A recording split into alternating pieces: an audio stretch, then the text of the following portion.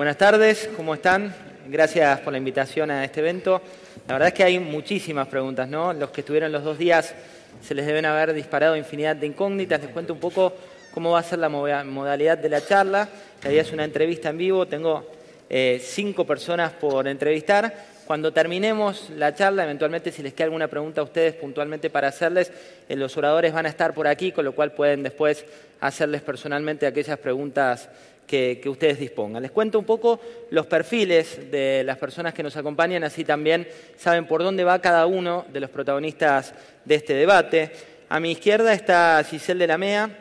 Giselle se define a sí misma como una business design. Ella cree que todo está vinculado con el diseño y que hay que volver a las bases para hablar de modelos de negocio, porque la cuestión de fondo tiene que ver con errores de diseño que hoy en la actualidad estamos viendo. Es uruguaya, es la primera persona en instaurar una Big Corporation en Uruguay.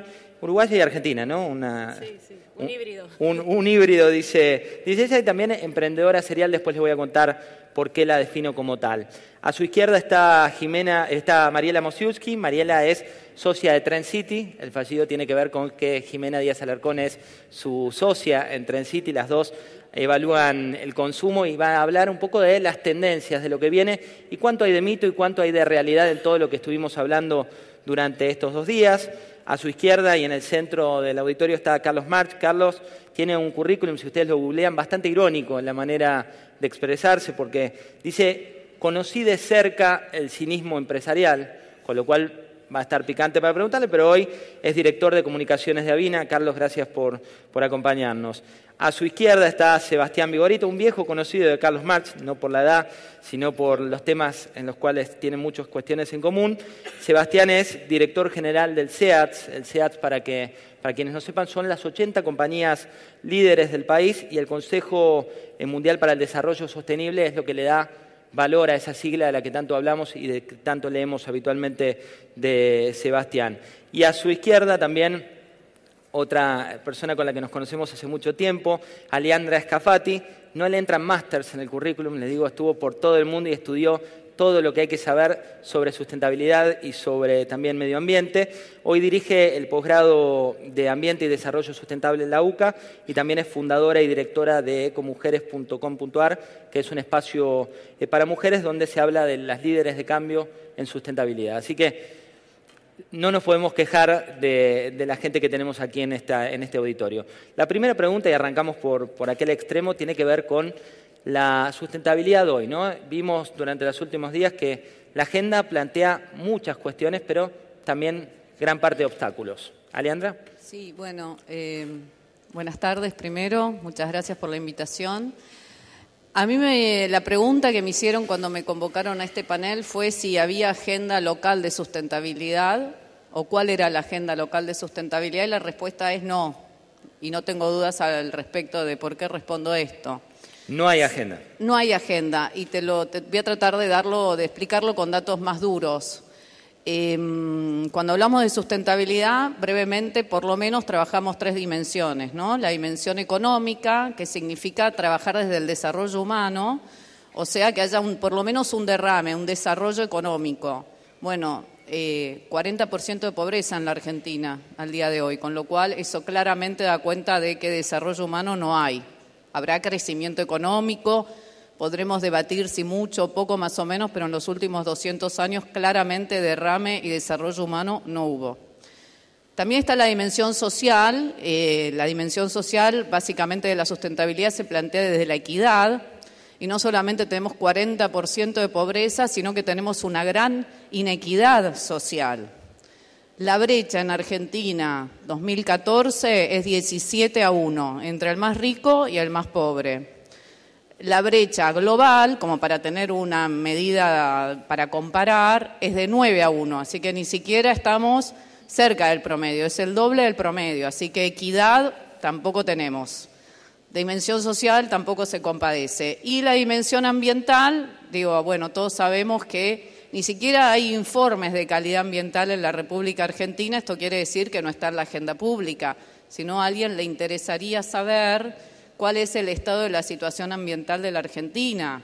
Sí tenemos un montón de indicadores sueltos de esfuerzos que hacen sobre todo las organizaciones sociales dedicadas al tema ambiental, como que dan el debate por la ley de bosques, dan el debate por la biodiversidad, por la pérdida de biodiversidad, digamos, un montón de debates que se hacen desde el tercer sector o desde el sector académico, pero que no está en la agenda pública, digamos, de los gobiernos, ¿no? Del gobierno nacional.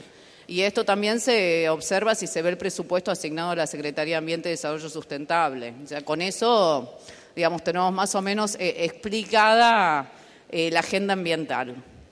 Pero las buenas noticias son... Hay buenas noticias. Hay siempre buenas noticias. Yo iba a ir a Sebastián ya para ver si... No, las buenas noticias respecto de el diagnóstico que acabo de hacer es que la Argentina tiene una oportunidad histórica de tener una agenda de sustentabilidad.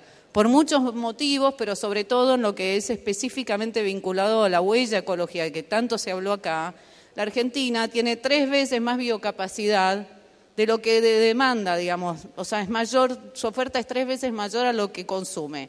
Entonces, esto que no se da en casi ningún país del mundo, no lo estamos aprovechando ni siquiera desde lo discursivo. Entonces, esto es como un datito para tirar arriba de la mesa. Vamos a ver si Sebastián piensa como vos. Sebastián, Aleandra fue muy clara, ¿no? Le puso un título para todos aquellos que necesitaban un título. Para ella no hay agenda sustentable por ahora, pero también se mostró optimista. ¿80 empresas líderes piensan lo contrario o están en línea con Aleandra? Yo creo que Aleandra lo que quiere decir, esto está bueno, interpretar lo que dice el que habla después. Claramente es que lo bueno que está para contestarte. Es que claramente lo que no hay política pública en temas de sustentabilidad, al menos en la Argentina. Ahora, cuando vas a ver el resto del mundo, tampoco está muy bien. O sea, se hacen muy buenas publicidades de lo que pasa en países centrales o países desarrollados, pero en realidad vivimos un mundo con contrastes. Mientras hay 3.000 millones de personas con necesidades nutricionales, en el mismo mundo tenés que hay 2.000 millones de personas con obesidad. Entonces yo creo que en realidad, mientras estos contrastes se den, lo mismo que el 30% de la comida que es elaborada no termina en un estómago humano. En los países desarrollados es porque se tira porque el tomate no es redondo o porque el limón no es del todo amarillo. En los países en desarrollo se pierde porque no hay eficiencia en la producción. Yo creo que en realidad las brechas entre el estado ideal de la sustentabilidad y por donde estamos yendo, el business as usual, existe tanto en países desarrollados como en países en desarrollo. Cuando decimos que al año 2050 vamos a precisar 2,3 planetas para hacernos de agua, fibra, energía y alimentos, no es precisamente porque la agenda argentina o de los países en desarrollo sea mala, es precisamente porque los países desarrollados tienen hábitos de consumo que para nada son sustentables. Entonces, yo digo, por ahí lo que no tenemos, y justamente es, y esto que coincido es, desde el punto de vista empresarial hay un montón de iniciativas y acciones por reputación, por mandato de la casa matriz, por condiciones, digamos, y exigencia de mercados internacionales, pero las empresas están en el barco. Lo que tiene, y en esto voy a ser muy autocrítico, es que las acciones de las empresas no tienen escala. Yo te puedo contar, nosotros recopilamos 400, 500 casos empresariales, los sumás a todos y no tienen escala. ¿Y por qué no hay escala? Y no hay escala porque para que haya escala y multiplique, necesitas sí o sí que haya un actor, que es el Estado, tome un rol en esto. Lo único que genera escala acá es la articulación público-privada. Mientras no esté eso, vamos a seguir contando historias muy lindas, divertidas. Voy a escribir artículos, como hacemos siempre en El Cronista, pero van a ser notitas de color. Carlos, cuando hablamos de esta escala y cuando hablamos del rol público y también del rol privado, hoy en la Argentina está muy instalado esto de unos contra otros, más que unos con otros. ¿Cuánto incide esta batalla que se da desde lo discursivo en la realidad y sobre todo en la agenda sustentable? Sí, yo creo que el uno contra el otro viene de antes. En la década del 90 el empresariado llevó puesta la institucionalidad del Estado, ahora el Estado quiere avasallar en el mercado y vivimos así. Sí, no lo había situado cronológicamente en ningún momento en particular. No, pero... Es histórico, decís. Un panorama más abarcativo y me parece que el rol de la sociedad civil es justamente la plataforma y la arquitectura social que permitiría esta articulación público-privada de la cual habla Sebastián. Quedar a la derecha de Sebastián para hablar es complicado, porque me da muy poco margen. Pero a mí me parece que hay 2 o 3 ahí barreras, hablábamos antes. Una es la educación, ¿no? Es decir, no, así como no nos preparan para ser ciudadanos, tampoco nos preparan para ser consumidores responsables. Entonces, políticas educativas sin duda se necesitan. Lo segundo es un Estado fuerte. Justamente la herramienta que se da a la sociedad para impactar en escala es el Estado. Entonces, ahí me parece que hay que trabajar en fuertes institucionalidades. La empresa también puede ayudar mucho. Y yo saludo a aquellas organizaciones que están impulsando espacios de participación a través, por ejemplo, de nuevas tecnologías. Change.org, por ejemplo. Si ustedes entran a Change.org, los ciudadanos están peticionando no solo al Estado, a las empresas. Eso me parece absolutamente novedoso, es gratis y está muy bien organizado. Entonces, ahí hay una semilla interesante. Y el otro punto es, falta también la parte de institucionalidad para construir las reglas de juego que le permitan a la empresa social, a la empresa B, anclar y tener justamente escala y que no sea la iniciativa de un grupo, sino políticas públicas que desarrollen a escala estos nuevos paradigmas para poder generar desarrollo, sustentabilidad, inclusión social. Mariela, hoy cuando se habla del consumidor en la Argentina y cuando vemos las últimas noticias, se habla de un mayor control por parte del consumidor, la coyuntura lo pone en el foco de la agenda. Ustedes investigan tendencias sociales de consumo. ¿Cuánto castiga el consumidor argentino o cuánto bendice, entre comillas, a aquellas empresas que son sustentables? Bueno, en primer lugar tendríamos que ver la gran diferencia y la brecha que hay entre lo discursivo y las conductas. Discursivamente se castiga y discursivamente la gente le dice sí a la sustentabilidad, aunque entienda por ese concepto distintas cosas y muy heterogéneas esas significaciones. Pero hay muchas barreras todavía para realmente hacer un cambio de hábitos, que tienen que ver, primero, con no creer que el cambio individual realmente va a motivar un cambio importante. Segundo, con la falta de confianza, ¿no? Con la falta de credibilidad en la continuidad de esas propuestas y el destino, ¿no? La coherencia en todas las propuestas a las que se los puede invitar. Y después, por otro lado, que se le exija como consumidor o más tiempo o más esfuerzos. Todavía hay como una conducta defensiva de culpar a las empresas por la responsabilidad en la producción y no tanto en el consumo consciente o responsable, ¿no? O por falta de herramientas, por falta de tiempo, por falta de recursos, porque no está en la escala de prioridades más importantes. Entonces se lo castiga discursivamente, pero eso no implica que haya todavía un verdadero cambio de hábitos y que la gente tenga las herramientas suficientes o la educación necesaria como para ponerlo en otra escala de prioridades. Clarísimo. Giselle, cuando vamos a tu currículum y habla de volver a las bases, volver a esto del negocio tradicional, ¿no es una involución respecto de lo que estamos hablando? No, yo creo que no. Antes que nada, gracias. La verdad que soy uruguaya, o sea que el hecho de estar acá en un debate local significa que el Mercosur está funcionando. Es optimista, tenemos las dos puntas. Bueno, en realidad lo que yo creo es que teníamos tantas necesidades y fuimos haciendo modelos de negocios para satisfacer esas necesidades. Fuimos diseñando productos, servicios, el sistema, impuestos, el impuestazo, como dicen acá, en base a esas necesidades de consumo que teníamos. Y toda esa cantidad de necesidades hoy son problemas. Entonces, poder dar evidencia a cuáles son los problemas que existen realmente, como hoy nos contaba Alejandra, ¿no?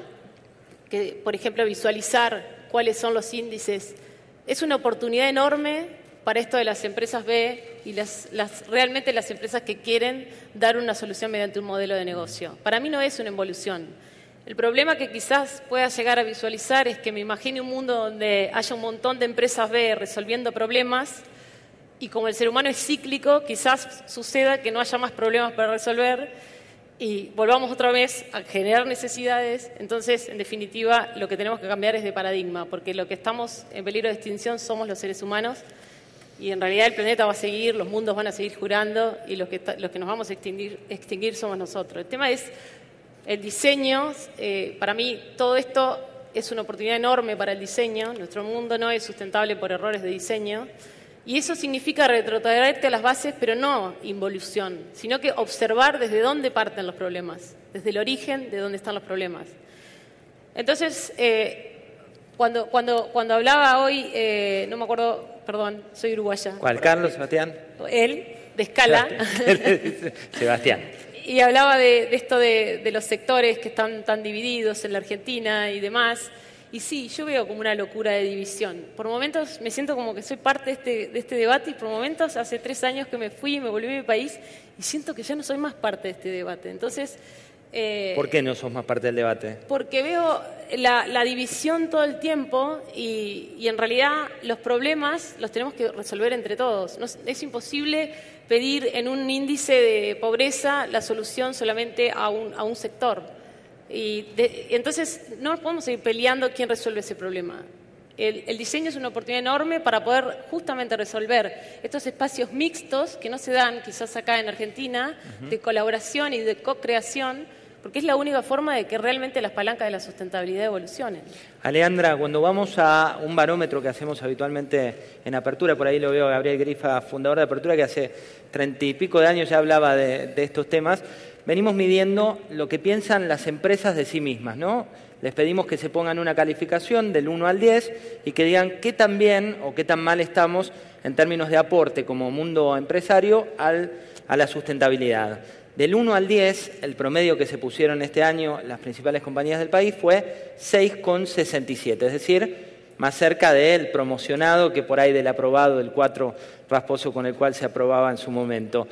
¿Coincidís con este barómetro que hacen las propias compañías? Mira, te voy a contestar con una encuesta que recientemente publicó Vida Silvestre con Poliarquía sobre las percepciones de la sociedad argentina vinculada con la cuestión de la sustentabilidad. Absolutamente todos le echan la culpa a las empresas.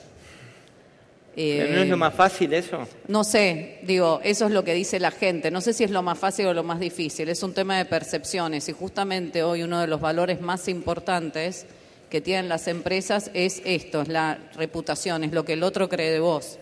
Así que si en Argentina, digamos, la mayoría de los entrevistados, encuestados, creen que la culpa la tienen las empresas, algo no deben estar haciendo tan bien. Comunicar, trabajar, digamos, no sé qué es eso que no están haciendo tan bien. Claramente los que están haciendo las cosas bien no lo están comunicando como corresponde. Por ahí tiene que ver con lo que dijo Sebastián antes, el tema de la atomización de las actividades, que por ahí en vez de pensar en plataformas de co-creación, cooperativas, trabajan en forma aislada acciones que entonces eso no tiene escala, entonces no se nota, entonces el fantasma sigue estando del lado de las empresas. Sebastián, cuando uno va a otra encuesta, ¿no?, que tiene que ver con 400 casos de opinión pública. Antes hablaba de líderes de empresas que gestionan sustentabilidad y que también en algunos casos tienen hasta puestos específicos de medio ambiente. Cuando vas a la opinión pública en general, 400 casos entre Gran Buenos Aires y a nivel nacional, te dice que la definición de un empresario en la Argentina hoy es: primero, corrupto; segundo, prebendario; y tercero, que trata de especular. ¿Cuánto hay de culpa del mundo corporativo y cuánto de una percepción global que también pega localmente? La percepción global del empresario es baja. El trust in business está, creo que más bajo en la historia, en los últimos 10 años fue cayendo y no se recupera.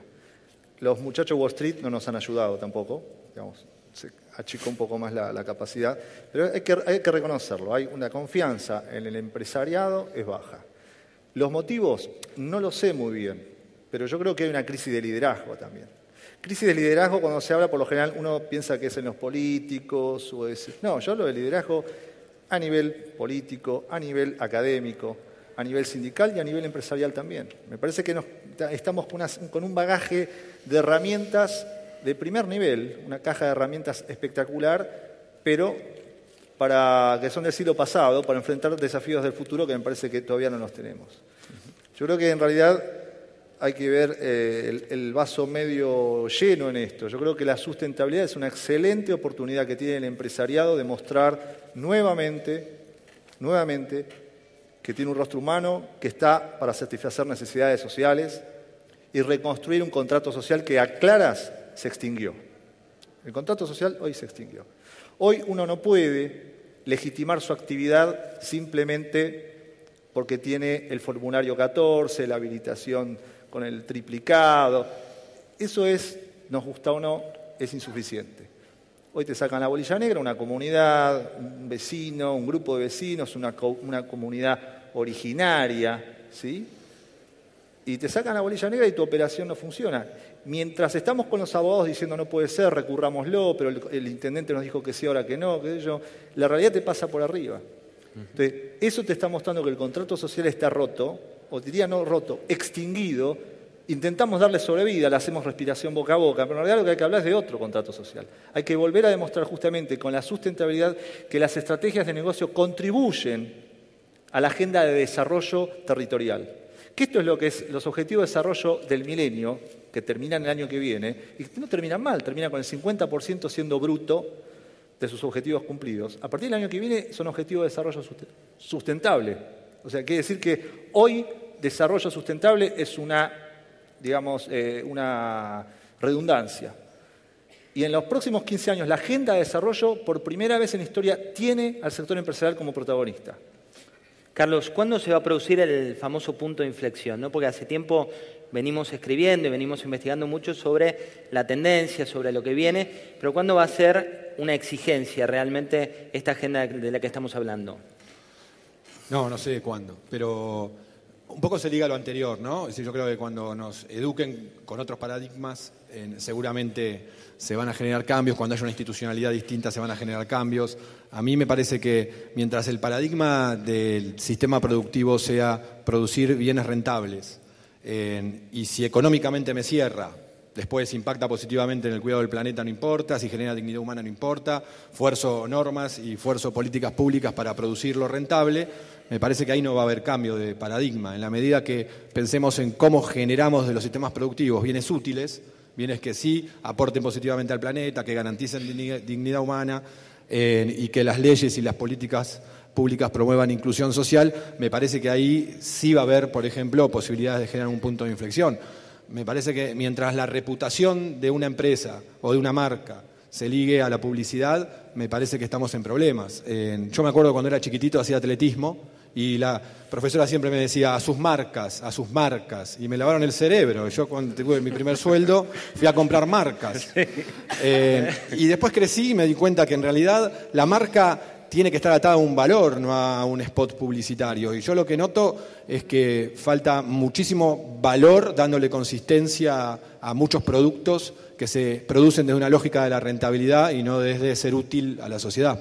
Mariela, hablando de marcas, ¿no? A tus marcas también te han llamado. Cuando uno va a la góndola ve que las primeras marcas, habitualmente el paraguas que tienen es mucho más sustentable, o al menos desde el claim que dan de publicidad y desde la comunicación que hacen. Cuando vas a la realidad, ¿cuánto hay de marketing y cuánto hay de una tendencia porque queda bien decirlo? Claro.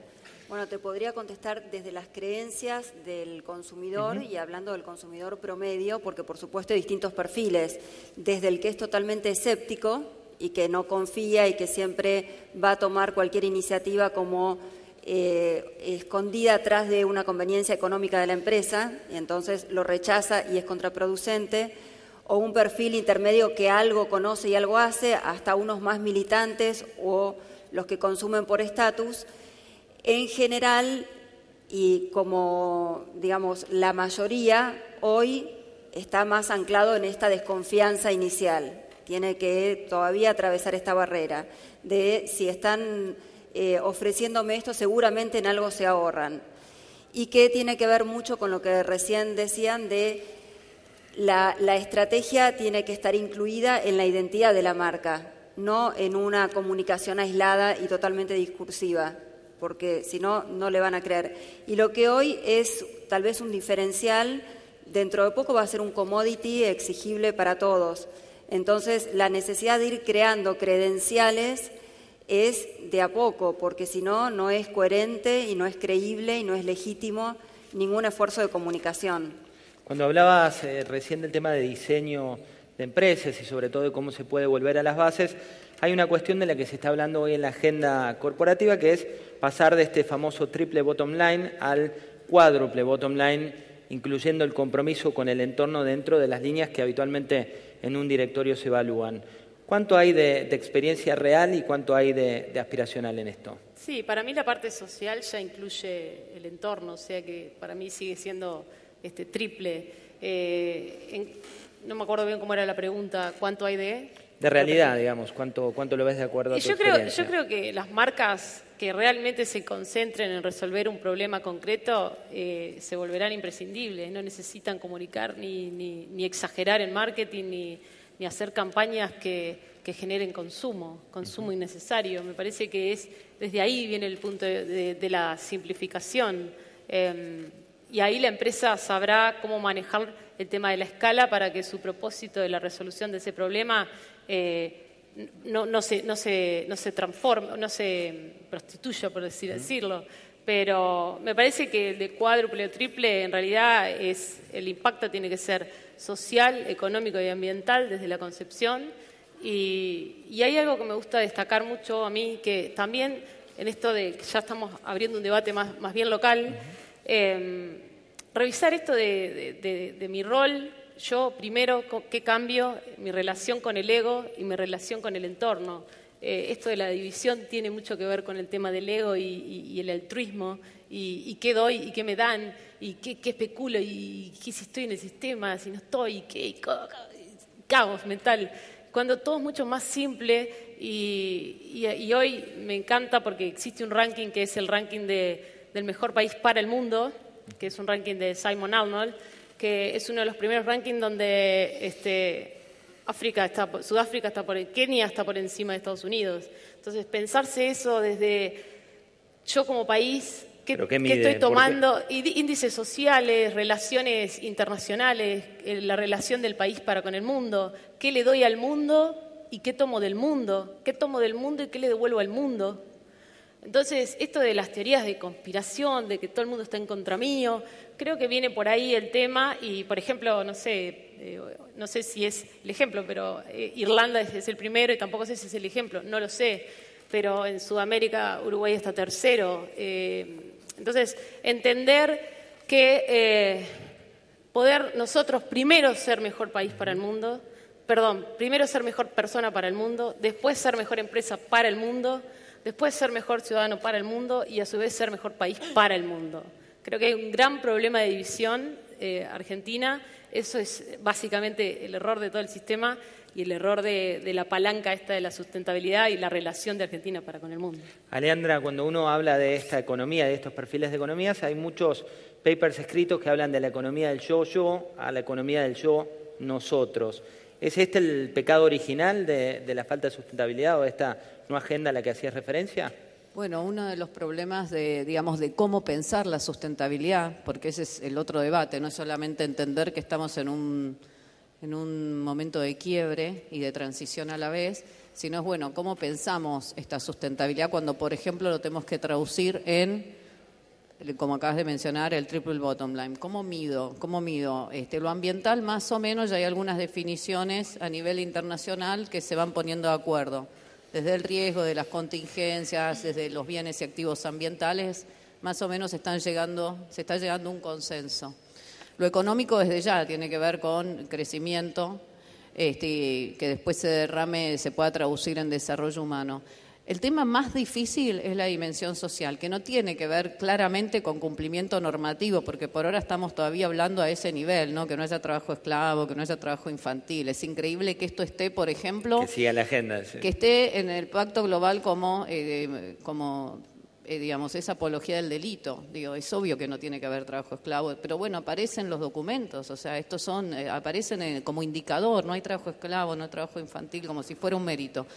No, el tema es, y que es el gran desafío, es pensar cómo mido la variable social. La variable social tiene que ver con innovación, creatividad, pensamiento, un poco lo que decía ella del diseño del pensamiento lateral. Bueno, esto es dificilísimo.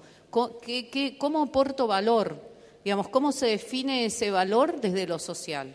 Este es el gran debate que se está dando y que realmente todavía no hay definiciones de ningún tipo en las mediciones. Por eso se habla de economía social, tampoco está muy definido cómo va a ser este nuevo modelo organizacional Si bien hay un montón de experiencias como el Sistema B, en realidad son todas experiencias hacia la transición. Lo que no tenemos claro es cuál va a ser la nueva organización que surja de este nuevo, digamos, debate, de este modelo de transición que estamos claramente viviendo, pero que no sabemos qué es lo que va a resultar. Esto incluye todo tipo de organización, ¿no? Clarísimo. Sebastián, me pasa mucho en charlas y al moderar reuniones sobre sustentabilidad que me toca entrevistar por ahí a ejecutivos de empresas cuyo core business, cuyo foco de negocios no parece del todo sustentable. Te hablo de minería, te hablo de tabaco, te hablo de aquellas empresas que habitualmente no deberían dar cátedra por ahí de sustentabilidad. ¿Se puede tener un core que no sea pro sustentabilidad y hablar de estos temas, ser sustentable en una empresa que va contra las buenas costumbres, entre comillas? Yo creo que justamente lo fácil es hablar de sustentabilidad cuando producís leche descremada. Yo creo que lo difícil es hablar de sustentabilidad cuando tu margen es chico y pesado. Yo parto de la base siempre que vos tenés que tener dos niveles de legitimidad. Primero, el qué. O sea, lo que vos estás produciendo tiene que tener un fin y satisfacer una necesidad social. Hay productos que la gente no sabe, pero contribuyen a su día a día. Muchos metales provenientes de la minería contribuyen, otros no, pero muchos sí. La energía, todos dicen, no, bueno, pero es combustible fósil. Mirá, si hoy vos quisieras poner todas las renovables del mundo, no te alcanza, y menos si querés reducir la pobreza. Necesitas triplicar la oferta energética mundial. Entonces, todo tiene un qué. Una vez que vos terminaste con el qué, y decís, bueno, al final yo hago esto que es bueno, a la gente le gusta, pasás al cómo. ¿Cómo lo hiciste? Porque tu producto es bueno, es de buena calidad, buen precio. Ahora, ¿cómo lo hiciste? Tus proveedores tienen los mismos estándares que vos, y no sé, y el proveedor de un proveedor, y el que saca el tomate, porque vos vendés salsa, pero el que saca el tomate, trabajo infantil, no trabajo... Eso sí vos lo podés mejorar. Entonces vos por ahí producís, como vos le dijiste, tabaco, ¿sí? El qué no tenés legitimado, pero sí el cómo. Porque vos sos una empresa que por ahí tenés gente en blanco, modificás tu cadena de valor, eliminás algunos agrotóxicos y agroquímicos, y enfrente vos tenés otra compañía de tabaco, ¿sí? Que trabaja en negro, que vive del contrabando, etc. Pero ahí queda chueco, porque tenés el cómo y no el qué.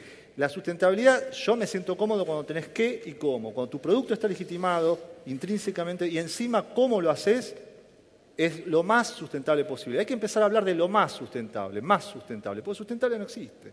Carlos, cuando uno va al escenario actual, tanto de la economía argentina como algunas de las principales economías a nivel mundial, ves un escenario de freno, algunos lo llamarán estanflación, economía estancada con inflación, otros hablan directamente de una incipiente crisis. ¿Cuán importante es mantener esta sustentabilidad en escenarios de crisis y cuánto hay de realidad? Vos que podés decir, digamos, ¿cómo es tu experiencia? ¿Cuánto hay de realidad que las empresas actúan sustentablemente cuando el escenario no cierra desde lo económico? Yo, la verdad que voy a hablar desde la ignorancia porque de macroeconomía no entiendo nada. De los casos puntuales, sabemos de qué. Como siempre. A mí me da la sensación que en la región, en América Latina, hay una buena oportunidad para empezar a pensar cómo damos un pasito en este modelo de exportación de recursos que tiene la región para empezar a construir valor agregado y exportar valor agregado. Ahora, a mí me resulta muy complicado pensar en términos de sustentabilidad con las actuales reglas de juego que tienen el mercado, ¿no? Es decir, lo que decía antes, digamos, si construís la reputación de una marca para esconder una empresa que hace todo lo que decía Sebastián recién, contamina, contrata por fuera de la legalidad, etcétera, me parece que ahí no hay forma de construir un modelo sustentable. En Argentina, por ejemplo, la industria textil, hay 130 denuncias presentadas por la Alameda contra marcas. La mayoría de las ropas que estamos nosotros ahora usando están denunciadas por la Alameda porque fueron fabricadas en talleres esclavos. ¿No? Entonces ahí tenés el claro ejemplo de una marca de glamour, etcétera, con una empresa, ¿no? Que trabaja y produce con trabajo esclavo. Entonces, yo no veo salida frente a esa dicotomía y en la región se repite claramente. Entonces, me parece que hay que construir en términos macro las reglas de juego para que podamos cumplirlas en lo micro, ¿no? Y me parece que hay herramientas, claramente, digamos, no sé, empresas B, lo veo a Pedro ahí, sos Pedro, ¿no? Porque no me gustaría confundir a nadie con Pedro. Tendría que estar acá Pedro, Sí, me es parece. Pedro, es Pedro. Las empresas B en su estatuto, corregime Pedro si me equivoco, pero en su estatuto ya te ponen el impacto, ¿no?, social que va a generar esa empresa. Después el servicio o el producto que comercializa es una excusa. Entonces, me parece que hay muchas herramientas para poder empezar a pensar en esta nueva economía, pero necesitamos también actores e institucionalidad que le permitan a esos actores alcanzar escala. Mariela, cuando hablamos de actores, hablamos del consumidor desde las investigaciones que ustedes hicieron, pero poco de cuán responsable es ese consumidor al momento de ir de compras, ¿no? Algo que en el mundo sí ya está como más claro. En la Argentina, ¿cuán atrasados o cuán avanzados estamos? Todavía estamos bastante atrasados. En general, no hay todavía ni siquiera un consumidor demasiado consciente de qué está consumiendo y mucho menos responsable. O sea, es un nicho todavía pequeño, pero que está creciendo porque sí es un interés y sí, tal vez en lo que dije antes pareció demasiado negativo, pero sí el consumidor valora cuando logra pasar esta barrera de la desconfianza y le cree a los valores que promueve esa marca y no un mero discurso o comunicación publicitaria nada más. Entonces sí es una gran oportunidad para ir creando estas credenciales y para ir comunicando estos valores, siempre y cuando tengan, como dije antes, esta coherencia en su accionar, no solamente en lo que comunican. O sea, todavía hay un atraso, pero eso quiere decir que hay mucho para crecer, hay mucho para hacer, para concientizar y para favorecer esa responsabilidad, porque desde lo discursivo sí adhieren, pero todavía no se logró un cambio de hábito real. Cuando uno va a las investigaciones, por ejemplo, una de la Ditela dice que el 97% de los fines de negocios inclusivos tienen como protagonistas a las microempresas y que sobre todo cuanto más pequeño sea el tamaño de la compañía, más fácil es sumarse a esta tendencia que parece cuanto menos irreversible para la mayoría. En tu caso, sos emprendedora, entre comillas, serial, tenés 2 emprendimientos y uno fue el primero como B Corp en Uruguay. ¿Qué te llevó a sumarte a esta tendencia? Y también, ¿es más caro, como piensan algunos, ser sustentable o eso es un mito? No, a mí lo que me llevó fue un propósito personal que fui contagiando a todo mi equipo y con las personas que venía emprendiendo. En realidad esto para mí es una enseñanza. Creo que acá tiene un gran referente que es Pedro Tarac, que está ahí sentado. Pero encontrar la alineación personal de lo que te gusta hacer con un propósito, eso te lleva a levantarte todos los días con ganas de hacer cosas. Yo lo escuchaba a él y decía el cómo y el qué. Pero la frase del Pedro es ¿para qué? Yo creo que no tenés que preguntarte cómo y qué. Primero tenés que preguntarte ¿para qué hago esto? El resto se alinea solo, es natural y es orgánico. Y creo que la clave está en tener la sustentabilidad como propósito y de eso hacer un negocio, pero no la sustentabilidad como negocio. A mí en lo personal lo que me llevó fue que sabía que tenía una herramienta poderosísima para transformar, que era el diseño. Y dije, ¿desde qué lugar me paro? Me cansé de diseñar productos que iban a una góndola, que solamente generaban consumo y que, bárbaro, hacía dinero, pero me sentía una deuda personal. Entonces, creo que no es ni el cómo ni el qué, sino que es el para qué. En una charla de sustentabilidad mencionamos una sola vez negocios inclusivos, en esto de que nos quedan 7 minutos, y creo que el hecho de no fragmentarnos y tratar de vivir un poco más integrados es lo que nos da la felicidad y lo que nos da las ganas todos los días de emprender. Y eso también tiene que ver en el para qué, en la identificación real de un problema. Yo no veo necesidades, para mí no existen más necesidades. ¿Cómo no existen más necesidades? Porque estamos confundiendo necesidades y fueron las necesidades, sentimos que necesitamos cosas y salimos a comprar cosas y ustedes piensan que necesitamos todo lo que nos rodea, tanta cosa, o sea, tenemos problemas y tenemos problemas serios y las necesidades nuestras o las necesidades de unos pocos han causado desigualdad social, han causado que hoy estemos en el límite planetario. Entonces, basta, no existen las necesidades. Es necesario que las empresas, las ONG, los políticos y nosotros mismos salgamos a resolver problemas. Alejandra, ¿no existen más las necesidades? Gracias. Las de necesidades. A ver, todos los días comemos, nos vestimos, estudiamos, vamos a trabajar. Entonces eso se resuelve. Son necesidades que tenemos, digamos, y para eso consumimos. El tema es cómo consumimos, si lo hacemos en forma consciente, si tratamos todos los días de modificar nuestros patrones de consumo. Creo que una cosa es cómo consumimos y otra cosa es qué consumimos. El qué consumimos es lo que te cierra la necesidad, digamos. En todo caso es cómo consumimos. Si, por ejemplo, a ver, estábamos hablando en el panel anterior, que era de consumo responsable, el típico caso de la empresa que vende detergente y te muestra en la publicidad la canilla que tira agua sin parar. Sí. Entonces digo, ese es el cómo consumo. Yo tengo que lavar el plato, puedo lavar el plato de diferentes maneras usando tanto el jabón como el agua de diferentes maneras. La necesidad es lavar el plato, necesito consumir tanto el recurso agua como el recurso jabón para lavar el plato. Bueno, lo que tengo que aprender es a consumir diferente, para lo cual falta mucha educación e información ambiental. Nos quedan 4 minutos para terminar el panel, por eso les voy a proponer un tuit, 140 caracteres a cada uno, con el que nos falta. Es muy difícil, pero supongo que la suma de las partes, ya que estamos hablando de sustentabilidad, va a dar un concepto total. ¿Qué nos falta? Es el primer tuit y después vamos a ir por otro tuit de cuándo lo podremos lograr. ¿Qué nos falta como prioridad principal para lograr una agenda sustentable? Mientras el consumidor busque precio, el triple bottom line de la empresa va a ser profit. Carlos. Yo creo que nos falta democracia y mercado. Nos falta democracia construyendo bienes públicos y nos falta mercado construyendo bienes útiles. Mariela. Nos falta una educación más clara y coherente y creíble sobre el tema. Creo que nos falta evidencia, ser consciente de los problemas y hacernos cargo cada uno de nosotros. Alejandra. Educación. ¿Y cuándo podremos lograrlo? Sebastián. A partir de hoy. Está muy bien, está muy bien. Depende Bueno, creo que no nosotros. hace falta más tweets, ¿no? Es un gran cierre a partir de hoy.